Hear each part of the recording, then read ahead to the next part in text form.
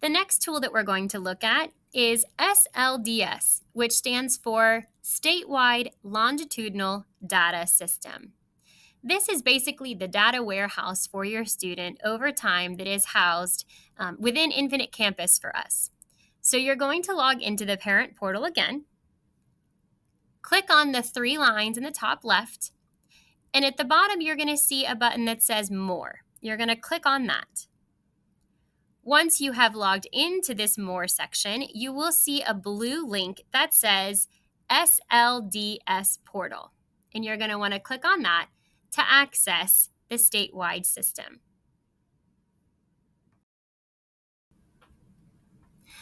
Once you have selected the SLDS portal from Infinite Campus, it will take you to a screen that looks like the one posted on our screen right now. You'll see that My Georgia Insights at the top, and then Forsyth County Schools. If you click on the Performance button, which is the first one on the left, it's going to take you to the section that we're going to be focusing on today. In the Performance section, you're going to see attendance data, which will also show the historical data for your students' attendance as long as they have been enrolled in a Georgia school. You will also see their testing data. So you will see milestone scores, which include their Lexile, their scale score, and their student growth percentile. This testing data does include all statewide assessments that your student has taken. So some students may also have access scores for language proficiency, as well as assessments like GKIDS. At the bottom, you'll also see information such as their current enrollment and their courses and grades over time. Once you have logged in to the Performance section of SLDS, at the very top, you're going to see that attendance data. In the example student shown on the screen, you can see that this student has data all the way back from the year 2017, and the number inside the blue box indicates the number of days missed for that school year. Below that, you're going to see your student's historical Lexile range. A Lexile is a numeric score that estimates a student's reading ability or comprehension level. It is usually taken from a reading assessment. In this case, it's taken from the Georgia Milestones, and this is aligned to a Lexile scale. The light blue portion of the screen shows the grade level range for students in each school year, and the dark blue line indicates that midpoint, or where the majority of students in that grade level scored. In the example student on the screen, you can see that the stars are the student's performance for that given year. So in 4th grade, this student had a 970 Lexile. In 5th grade in 2022, they had an 1135. In 6th grade, they had an 1175. And then in 7th grade, they went up to the 1500s. What this tells us is that this student in particular happens to be reading above grade level. It is okay if your student's Lexile is not in that same range, because the purpose is to have the information so that we can work towards improvement. This is also a measure that we're going to look at later on in the presentation, where we're going to take a look and see what grade level scores are, because there is a range, and we're also going to find their Lexile compared to their performance on the iReady diagnostic.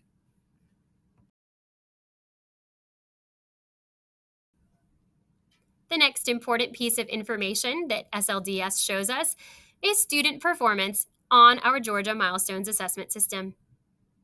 In 6th, 7th, and 8th grades, all students will complete the ELA and Math Milestones assessments.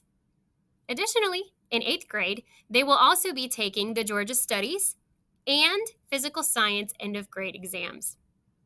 Some students who are enrolled in Algebra 1 will also be taking that exam.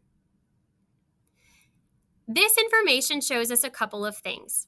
The first is the level score for each learner.